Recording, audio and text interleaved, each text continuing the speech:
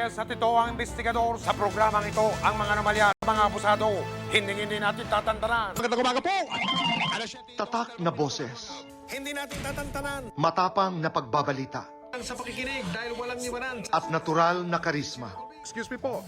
Dito minahal ng mga Pilipino si Miguel Castro Enriquez, o mas kilala natin bilang Mike Enriquez.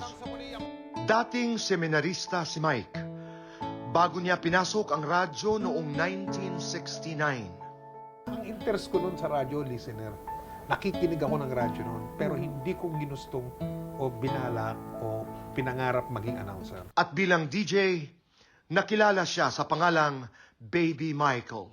Maura, nung nag-uumpisa pa lang ako sa radyo, DJ ako, ang binigay na pangalan sa akin, Baby Michael. Baby kasi yung pangalan nung girlfriend ko noon. Hindi ko na siya girlfriend. Ay, bakit po? Asawa ko na siya. Wow! Taong 1995, nang lumipat si Mike sa GMA Network para pamunuan ang radio division, na noon ay may 4 na istasyon pa lamang. Gusto mo bang lumipat sa ibang network? Ang sagot ko ay depende kung anong network. Sino? Sabi kong gano'n. GMA.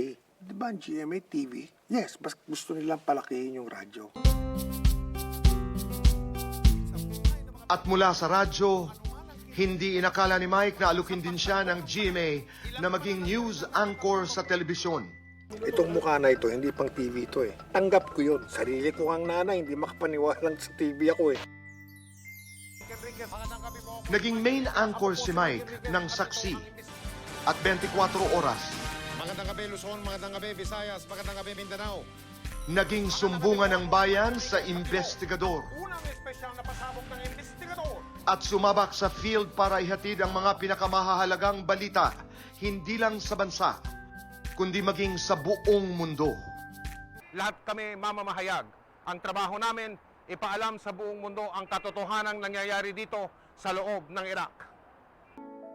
Ako ay kasalukuyang naka-medical leave.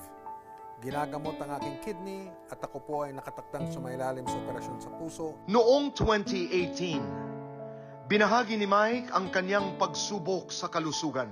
At nang bumalik ang kanyang lakas ay buong puso pa rin niyang ginampanan ang kanyang tungkulin.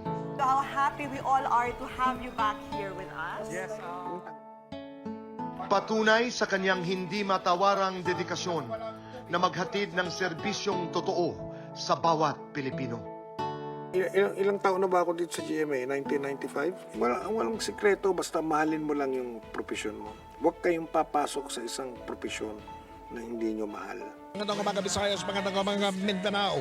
Nilisan man tayo ni Mike, pero ang kanyang mga alaala, ang kanyang mga pamana sa radyo at telebisyon, at ang kanyang boses, mananatili habang buhay. Salamat at paalam, Mike Enriquez.